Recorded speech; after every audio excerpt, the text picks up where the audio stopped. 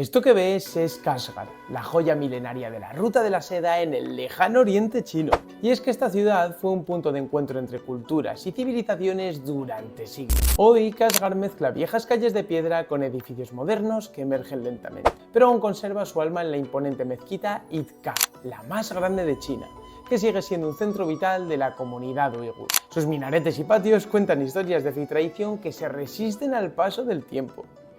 En sus callejuelas se esconden secretos, bazares donde se negocian no solo especias, sino también memorias y lenguas ancestrales. Y aunque Kashgar vive cambios acelerados, su espíritu sigue vivo, con una población que lucha por mantener su identidad en un mundo que avanza rápido y a veces silenciosamente. Como ves, Kashgar es un puente entre pasado y presente, un misterio fascinante que aún invita a ser descubierto. ¿Y tú?